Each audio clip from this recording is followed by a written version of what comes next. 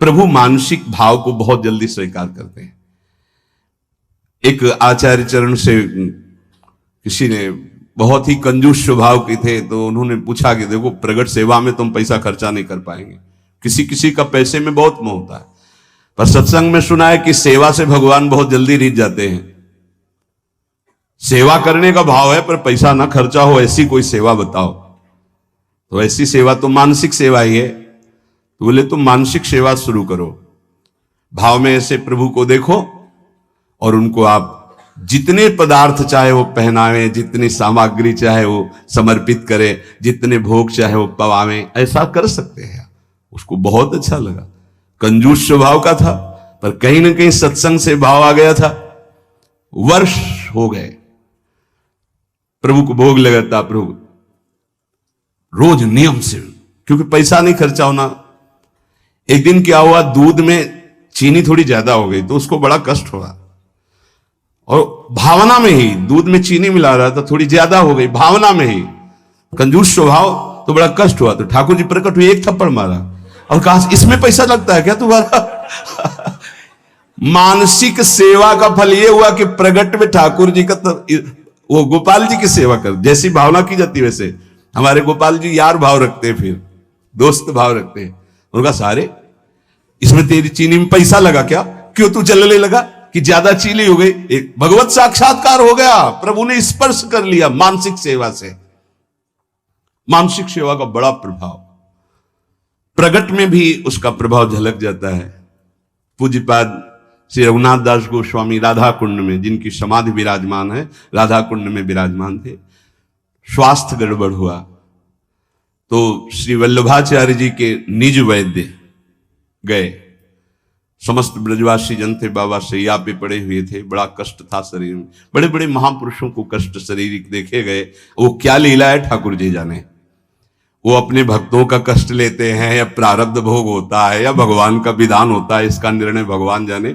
निर्णय नहीं किया जा सकता, क्योंकि अगर प्रारब्ध की तरफ देखें तो जब भगवान को समर्पित हो गए तो संचित प्रारब्ध और क्रियमाण इतने बलवान नहीं होते कि भगवान के भक्त को पीड़ा पहुंचा सके। ये भी सिद्धांत समझ में नहीं आता। भगवान अपने भक्त को कष्ट देते हैं, ये भी सिद्धांत समझ में नहीं आता, क्योंकि इतने वात्सल्य समुद्र हैं, वो जन को सुख देते हैं, कष्ट क्यों देंगे? अब वो भक्तों का अपने कष्ट ले लेते हैं, ये थोड़ा समझ में आता है कि जो सिद्ध महापुरुष होते हैं वो अपने निज जनों को स्वस्थ और सुखपूर्वक भजन में लगे रहे, इसलिए वो ऐसा। क्योंकि हमें यह समझ में नहीं आता कि इनका कोई प्रारब्ध होगा, क्योंकि वो प्रारब्ध भस्म करने की सामर्थ्य वाले महापुरुषों के शरीरों को कोई प्रारब्ध दंड दे सके, ऐसा समझ में नहीं आता। भगवान को जो समर्पित हो गया, पीछे एक बार सत्संग में ध्यान कीजिए, सुनाया गया था कि नाम जापक में इतनी अपार सामर्थ्य है, वो प्रारब्ध को भस्म कर देता है। प्रारब्ध स्वतः ही नष्ट हो जाता है। कोई बहुत प्रबल प्रारब्ध हुआ तो वो भी उनकी अनुमति से उनके पास आता है, वो स्वीकार करना चाहे तो आएगा, अन्यथा वो भी भस्म हो जाएगा। बड़े बड़े महापुरुषों के जीवन में कष्ट, थोड़ा भेद खुलता है भाई जी के पावन चरित्र को पढ़ के, कि जब भाई जी को बहुत पीड़ा गुदाद्वार में और बार बार ऑपरेशन, फिर भी ठीक नहीं और भर्ती, तो बाबा को बड़ी पीड़ा हुई कि ऐसा क्या प्रारब्ध भाई जी का। तो श्री कृष्णचंद्र जो प्रगट भय और राधा बाबा से कहा आपका प्रारब्ध है, भाई जी का प्रारब्ध नहीं। बाबा को पता चला है मेरा प्रारब्ध है, तो सीधे भाई जी के पास गए, बोले अच्छी बात नहीं है, आपने ऐसा क्यों किया? बोले क्या?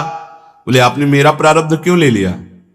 अरे बोले व्यर्थ की बातें क्यों करते हो? बोले आप बहाना नहीं चलेगा, स्वयं ये परम तत्व से बताई गई बात है, ये किसी और की बात नहीं, उन्होंने बताया कि तुम्हारा प्रारब्ध है।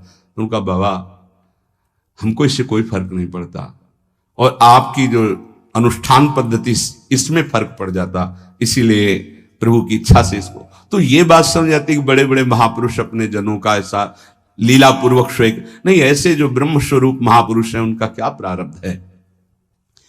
आकर नाड़ी पकड़ी, मानसिक सेवा की आपको बात बता रहे, पूज्य श्री रघुनाथ दास गोस्वामी जी की नाड़ी पकड़ी, आपने कढ़ी चावल ये प्रसाद ज्यादा पा लिया, किसी में आता है खीर ज्यादा पा लिया।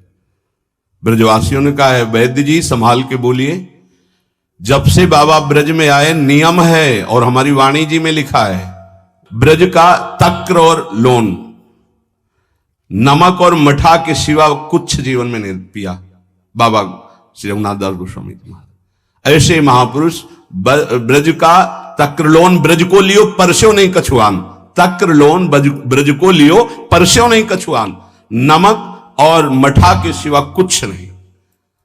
तो उनका हम वैद्य की छोड़ देंगे।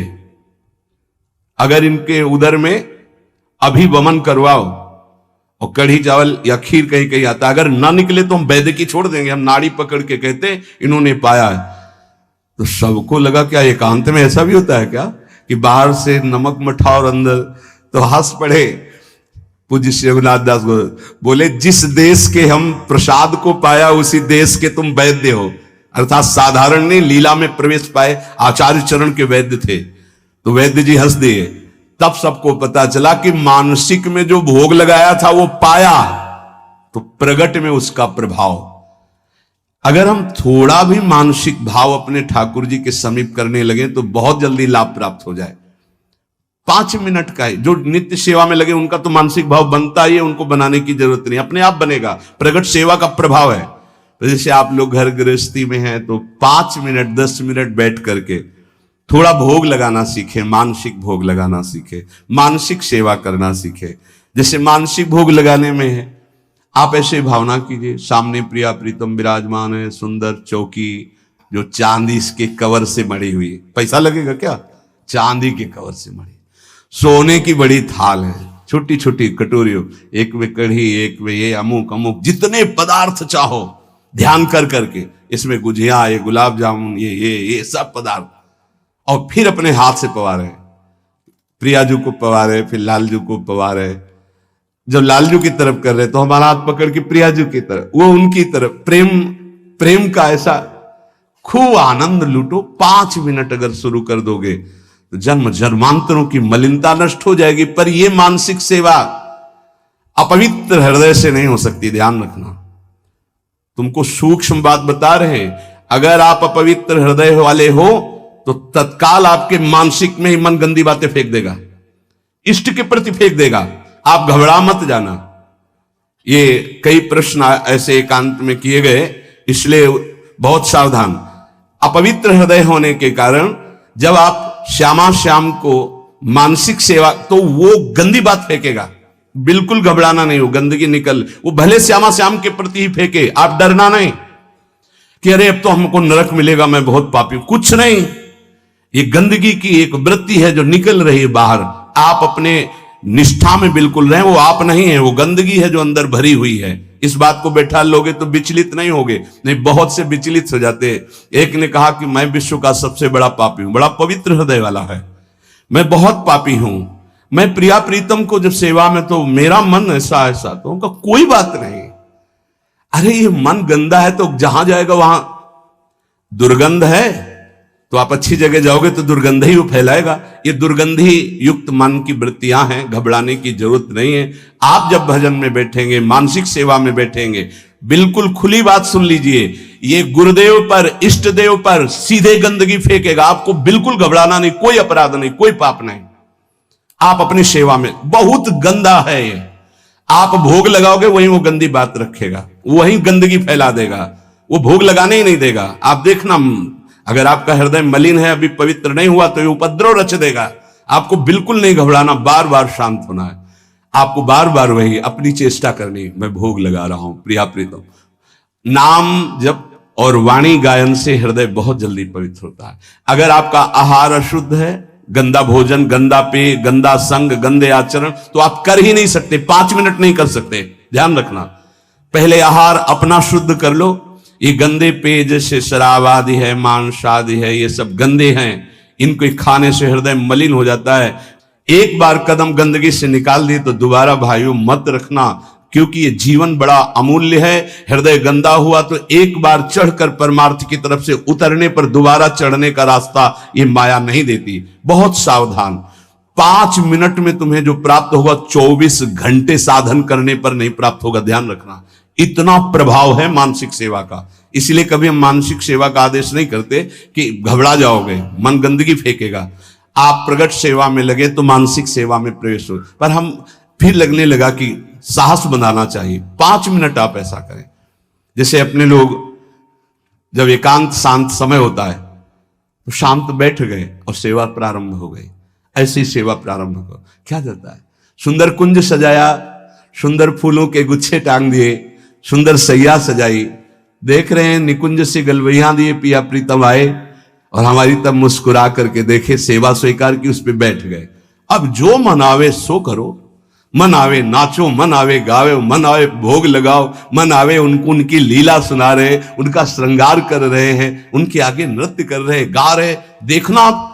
अगर रोना ना आ जाए तो कहना, आनंद की उमगन आ जाएगी, 1 पैसा नहीं लगता इसमें। और प्रगट सेवा का सही माने में फल आएगा तो मानसिक सेवा सिद्ध हो जाएगी। फिर आपको ऐसा नहीं लगेगा मैं भावना कर रहा हूं, साक्षात दिखाई देंगे प्रिया प्रीतम आ रहे। प्रियाजू की कृपा प्राप्ति उसी को होती जिसको रसिक संग मिलता है। कहो कृपा उपजय के भांति रसिकन संग फिरो दिन। वृंदावन की स्पष्ट कृपा का फल है किसी भगवत प्रेमी प्रिया प्रीतम के प्रेमी महात्मा का संग मिल जाना। उस संग का फल है नितिक धर्मिन संग तो रंग बढ़त नित नित सरस, नित नित प्रेम अभंग। यह जो कृपा हरिवंश की, निश्चित उसके हृदय में प्रेम जागृत हो जाएगा जो प्रियालाल के प्रेमी का संग करेगा। क्योंकि प्रेमी जनों के संग से प्रिया प्रीतम के चिंतन की बात अधिक आती है। बाहरी देखो, ये जो दान पुण्य लेन देन ये व्यापार दुनिया का है, ये केवल अभिमान छुड़ाने के लिए बात समझो, इससे भगवत प्राप्ति नहीं होती। हमारी बात मान लेना। तुमने जो मैंपन रखा है भोगों में, शरीर में, नाना प्रकार के विषयों में, संपत्ति में, उस मैंपन को छुड़ाने के लिए शास्त्राज्ञा। अगर तुम्हारे अंदर ये भाव आ गया कि सब प्रभु का है, तो हम कह रहे हैं कि कुछ लेने देने की जरूरत नहीं। प्रभु इससे नहीं प्राप्त होते। अगर प्रभु की प्राप्ति की बात आती है तो चिंतन से आती है, और सबसे कठिन बात है प्रभु का चिंतन कर लेना। अध्यात्म ये नहीं सिखाता कि आप ये करें, अध्यात्म सिखाता है कि आप ऐसे चिंतन करें, आप देह भाव छोड़ें, आप नाना प्रकार के विकारों का त्याग करें, अन्य चिंतनों का त्याग करें। अध्यात्म का स्वरूप यह है जिससे भगवत प्राप्ति होती है। और ये ना सुनना चाहता कोई, ना चलना चाहता है। आज का समाज ऐसा है कि आप बोलो कितना चाहिए, आप करो भजन और तपस्या, हम भोगें भोग और सुरक्षा आप हमारी भजन से करते रहिए। यह विचारधारा है। कैसे भगवत प्राप्ति होगी, कैसे निर्विकार होंगे, ये तो कोई लाखों में 1-2 ऐसे हैं जो इस बात को समझे। लाखों में कोई 1-2 ऐसे मिलेंगे कि जिनके हृदय में यह बात हो कि मुझे अब संसार से मुक्त होना है, भगवत प्राप्ति करनी है। इस जगत का शरीर का चिंतन छूट जाए और श्यामा श्याम का केवल चिंतन रह जाए, यही नाम है भक्ति, यही नाम है प्रेम लक्षणा भक्ति का। आपका चिंतन केवल प्रियालाल का ही हो, नाम का, रूप का, लीला का, धाम का। और यह तभी हो सकता है जब ये बातें आपके जीवन में हो। गुरु का अंग, जो साधु का संग, नाम का रंग, विवेक का अभंग, तो प्रभु में दृढ़ विश्वास और निरंतर चिंतन अपने आप होने लगेगा। गुरु का अंग तन ही राख सत्संग में, हर समय तुम्हें गुरु के सानिध्य में रहना होगा। चाहे आप 1000 किलोमीटर यहां से दूर हो, आपकी दिनचर्या और आपके दिमाग में बसा रहना चाहिए कि मेरे गुरुदेव की क्या आज्ञा है, उसके विपरीत कोई आचरण नहीं, तो गुरु का अंग आप स्वीकार किए हैं। अंग का तात्पर्य है उनके बिल्कुल सानिध्य में रहना।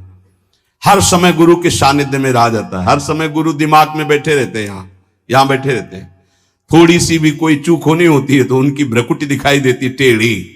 गुरुदेव ने मना किया, ये कार्य नहीं करना। कहीं भी रहो, 1000 किलोमीटर दूर रहो, आप गुरु के पास ही मान, और नजदीक रह रहे हो, गुरु की आज्ञा का पालन नहीं कर रहे हो, नजदीक नहीं माना। गुरु का अंग और साधु का संग, सत्संग। हमारी वृत्ति भी सत हो, हमारे आचरण भी सत हो, हमारा चिंतन सत हो तो सत्संग हो रहा है। यहां बैठे इसके बाद गंदे विचार, गंदे आचरण, तो आप सत्संग नहीं करें। खलऊ करें भरी पाई सुसंगु और मिटे न मलिन स्वभाव भंगु, वो सत्संगी नहीं कहा जाएगा। नहीं, लोग कहते हैं हम 20 वर्ष से सत्संग कर रहे हैं, ना स्वभाव बदला ना जीवन बदला। उसका कारण है कि आप सत्संग नहीं करते।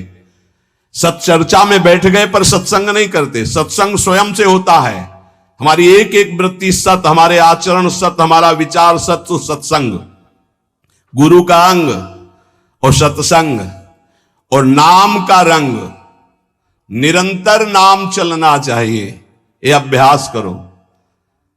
बहुत छाती जलनी चाहिए जब नाम छूटे। नाम छूटा कोई जलन नहीं, भोग छूटे संसार का राग छूटे ये जलन का विषय हो जाता है। ए सावधान, नाम का रंग एक क्षण के लिए भी नाम न छूटे। और विवेक अभंग, हर समय ये विवेक जागृत रहना चाहिए कि ये तुम्हारा शरीर नहीं है, ये छूटेगा। ये मकान छूटेगा, दुकान छूटेगी, बैंक बैलेंस छूटेगा, व्यवहार छूटेगा, पद छूटेगा, तुम्हारे साथ इनमें से एक भी नहीं जाएगा। विवेक जागृत रहना चाहिए, भगवान नाम जाएगा, सत्य विचार, सत्य विवेक, सत्संग, ये आपको भगवत प्राप्ति कराएगा। अनेक जन्मों के जब पुण्य एकत्रित होते हैं तब साधारण भक्ति शुरू होती है। घर गृहस्थी में जैसे साधारण कुछ चालीसा पढ़ ली, कुछ पूजा, ये अनेक जन्मों के जब पुण्य एकत्रित होते हैं, कई जन्मों की जब ऐसी भक्ति होती है तब श्री कृष्ण की तरफ आकर्षण होता है। जन्म जन्मांतर सहस्त्राणाम कृष्णे भक्ति प्रजायते। साधारण भक्ति कई जन्मों से होती चली आई, तब जाके कृष्ण भक्ति मिलती है। और कृष्ण भक्ति से जब श्री कृष्ण प्रसन्न होते तब राधा नाम और राधा चरणारविंद की भक्ति मिलती है। ये परम विश्राम स्थल है। पर इस भक्ति में विषयाशक्ति बहुत बाधक है, क्योंकि ये सीधे प्रेम भक्ति है वृंदावन की। बिना विषयाशक्ति नष्ट हुए भगवत प्रीति का प्रादुर्भाव नहीं होता। जब तक प्रीति नहीं तो प्रिया प्रीतम बहुत पराये लगते हैं। देखो श्यामा श्याम लगता है तुम्हारे, अभी किसी रिश्तेदार का नाम, पुत्र का नाम, परिवार, तुरंत हृदय के हाँ मेरे। अगर राधा नाम, प्रिया प्रीतम का नाम सुनते ही जैसे किसी रिश्ते नाते, पुत्र पति आदि की कोई बात करे तो एकदम लगता मेरे, ऐसे जब इतना ही लगने लगे मेरे, तो समझो कि अब कुछ रंग आ रहा है। लेकिन प्रभु की बात तो पराई जैसी लगती, संसार की बात अपनी लगती है। इसीलिए एक और संपूर्ण संसार के संबंध भोग और एक और प्रिया प्रीतम है। चयन करो तुम किससे प्यार करते हो, संसार के संबंधों से या प्रिया प्रीतम से। अगर प्रिया प्रीतम से तो तुम्हें संसार के संबंधों का अंदर से त्याग करना होगा। ये बहुत सहजता से हो जाएगा यदि साधु संग होता रहा, बहुत सहजता से वहीं रहोगे। वेश परिवर्तन की जरूरत नहीं है, स्थान परिवर्तन की जरूरत नहीं, उद्देश्य परिवर्तन की। जहां उद्देश्य हुआ श्यामा श्याम की प्राप्ति को, वहीं आपके अंदर समस्त संबंध जो मायाकृत है आप देखोगे ढीले हो गए, वो कटने लगे। साधक को इस युद्ध में अकेले संपूर्ण संसार से युद्ध करना है। ये बड़ा सूक्ष्म विषय है, बार बार इसीलिए कहते हैं। हर व्यक्ति हमारे चिंतन को खींचता है, खास बात है। चाहे वो द्वेष से या हो, चाहे या राग से हो, वो खींचता है हमारे चिंतन को। हमारा चिंतन अखंड प्रभु की तरफ हो, इसलिए सारे संसार के संबंध से युद्ध करना है। ये कला सीखनी होगी कि मिलना है, बात करना है, लेकिन हमारा संबंध किसी से नहीं। भगवत भाव से मिलना है, खूब प्रीति भाव से मिलना है, लेकिन अंदर उनके राधा वल्लभ लाल देखोगे तो बच जाओगे। चिंतन तुम्हारा कोई नहीं चुरा पाएगा। आरंभ में साधक को बहुत दुखद महसूस होता है सांसारिक संबंधों का त्याग करना, परंतु बाद में वो नाच पड़ता है कि भगवान ने मुझे मोह जाल से छुटा दिया। ये मोह केवल बातें करने से नहीं जाएगा। आजकल बातें करने वाले लोग बहुत मिल रहे हैं। पूज्यपाद बाबा कह रहे हैं जिसको देखो ज्ञान की बातें कर रहा है, लेकिन मोह का त्याग करके ज्ञान में स्थित होना या भक्ति में स्थित होना केवल भजन से होगा, केवल भजन से। जितना भजन करोगे उतना ही बात बनेगी। बारी मथे घृत होए बरु सिकता ते बरु तेल, बिनु हरि भजन न भवतरी या सिद्धांत पेल। भजन का जिसके जीवन में 4 बातें हैं उसका पूरा भजन होगा, सही भजन होगा। पहला, भगवान के नाम का निरंतर जप करने का अभ्यास। दूसरा, भगवान के प्रेमी जनों के चरित्रों का चिंतन करना। बहुत जल्दी भक्ति पुष्ट होती है भक्तों से। हरिको निज यस ते अधिक भक्तन यस पर प्यार। अगर रोज भक्त नामावली का आप पाठ करेंगे तो आपकी भक्ति बहुत पुष्ट हो जाएगी। भक्तन की नामावली जो करी है चित लाए, ताकि भक्ति बढ़े घनी और हरि होए सहाय। और सबसे बड़े विघ्न विनाशक भक्तों के नाम कीर्तन है। कई बार कहा है यदि आप अपने घर से कहीं यात्रा करें तो पहले 5 भक्तों का तो स्मरण कर ही लें, कभी विघ्न नहीं पड़ेगा। लिख लो कागज में, कभी विघ्न नहीं पड़ेगा। भक्ति भक्त भगवंत गुरु चतुर नाम बपु एक, इनके पद बंधन के नासत विघ्न अनेक। पहले धैर्य रखो। जब आप वाहन पे बैठने जा रहे हो घर से बाहर, तो पहले 5 भक्तों, किसी 5 भक्त का स्मरण कर लो, कुछ याद कर लो भक्तों के नाम। ये जीवन की बहुत अमूल्य धन है। 5 भक्त, प्रहलाद नारद पराशर पुंडरीक व्यास अम्बरीश सुख सौनक भीष्म दाल ध्यान रुक्मांगद अर्जुन वशिष्ठ विभीषण आदि। ऐसे तुम्हें याद नहीं है तो ऐसे नागरी दास जी की जय, हरिवंश महाप्रभु की जय, स्वामी हरिदास जी की जय, बिहारिन देव जी की जय, सेवक जी महाराज की जय, ध्रुवदास जी की जय, वृंदावन दास जी की। जो भक्त याद आवे 5 भक्तों का याद। भक्त नामावली जो रोज पाठ करता है उसके हृदय में घनीभूत भक्ति, ठोस भक्ति, जिसमें कोई विकार ना प्रवेश कर पावे, क्या जाता है। हमें लगता है अगर ध्रुवदास जी कृत 42 लीला में जो भक्त नामावली सब महान भक्तों के नाम है 30 मिनट में हो जाएगी, जल्दी से करोगे तो। 7-8 मिनट में श्री भगवत रसिक जी द्वारा की हुई भक्त नामावली हो जाती है अगर रफ्तार से करो। हम सो इन साधुन सो। तो हमें जीवन जब भक्ति में बनाना है तो पहला नाम जब प्रभु का, दूसरा भक्तों के चरित्र, भक्तों के नाम। हरिको निज यस्ते अधिक भक्तन यस पर प्यार, ये बात समझ लीजिए। कुछ भक्तों की नामावली सबको रोज करनी चाहिए। अपने यहां भगवत कृपा से श्रृंगार के बाद रोज होती भक्त नामावली, सबको करना चाहिए। अगर बड़ी नामावली करनी हो तो ध्रुवदास जी का, छोटी नामावली तो भगवत रसिक जी ने 7-8 मिनट में हो जाती है। तीसरा, अपने आराध्य देव को ध्यान में रखते हुए चलना फिरना, उठना बैठना। ये जो बिहारी जी का रूप है, जो राधा वल्लभ जी का रूप है, राधा रमन जी का रूप है, ये किसी मूर्तिकार ने नहीं बनाया, स्वयं प्रभु प्रकट हुए हैं प्रिया प्रीतम से।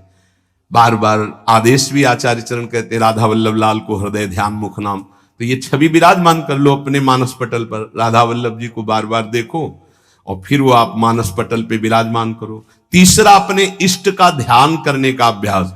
और चौथा, जो आपने उपदेश सुने हैं वैसे चलने के बाद, सच्ची मानिए थोड़ी देर आपको बुरा लगेगा, जो मन है वो आपका बुरा महसूस करेगा संतों की बात को, पर यदि आप मान जाओगे तो प्यारे निहाल हो जाओगे।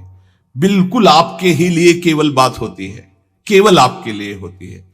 उस समय आपको जरूरी लगता है कि हमारे मनोवृत्ति में बाधा क्यों पहुंचा रहे हैं, हम जैसा चाहें वैसा कर सकते हैं। नहीं कर सकते। तुम जैसा चाहो वैसा कोई नहीं कर सकता, क्योंकि सब स्वतंत्र नहीं, ईश्वर है, सबके ऊपर ईश्वर। फिर आप तो गुरु को बिके हुए हो। अगर आप भगवत चरणारविंद के शरणागत हो, आप बिके हुए हो, आपका अधिकार का है। आपको कहा जाए खड़े रहो, यही तो वही खड़े रहो, तब आपकी शोभा है। अरे क्यों खड़े रहे, हम चले गए, ये आपकी शोभा, ये समर्पण की शोभा नहीं। समर्पण की शोभा तो वही है कि जो आदेश किया जाए उससे। चौथी बात है, जो शास्त्र आज्ञा, गुरु आज्ञा, संत आज्ञा हुई उसके अनुसार जीवन चलावे। प्रभु से मन जोड़ना है और संसार शरीर से मन को हटाना है। वो बड़े भाग्यशाली जन हैं जो विषयों से मन को हटाकर प्रभु में जोड़ते हैं। बड़े कृपालु प्रभु हैं। देखो, ज्यादा हट करोगे कि हमें भोग चाहिए तो हरि गुरु दे देंगे, हमारी बात मानना। वो ये कहते जाएंगे कि ये जहर है, इसे मत खाओ, पर ज्यादा आप कहोगे तो हरि प्रसाद कुछ दुर्लभ नहीं, वो इसलिए दे देंगे कि एक बार देखो तुम संसार के अभी थपेड़े खाओ, फिर तुम्हें पता चलेगा। जब तुम कहोगे नहीं चाहिए तो 1 सेकंड में ऊंचाई पर वो बैठा देंगे। अगर पहले ही उनकी सलाह मान लो तो तुमको थपेड़े नहीं खाना पड़ेगा, जलना नहीं पड़ेगा, निकल जाओगे। मनुष्य जन्म का महान कर्तव्य निरंतर भगवत चिंतन करते हुए भगवत प्राप्ति कर लेना है। जो भजन मार्ग में चल रहे हैं उनको ये बात ध्यान रखनी चाहिए कि जैसे संपूर्ण नदियां समुद्र में स्वयं आकर मिलती हैं, ऐसे रिद्धियां सिद्धियां मोक्ष जो चाहोगे वो सब अनायास मिल जाएगा आपको। ऐसा न समझो कि भजन करने वालों को केवल दुख ही मिलता है। जैसी द्वारिकापुरी वैसी सुदामापुरी। भजन करने में थोड़े दिन पाप नष्ट करने के लिए जलना पड़ता है, फिर तो महान आनंद है। जैसे संपूर्ण नदियां बिना इच्छा के समुद्र के पास जा रहे हैं, ऐसे बिना इच्छा के संपूर्ण वैभव, रिद्धियां, सिद्धियां सब आ जाएंगी। आप भजन को न छोड़ें।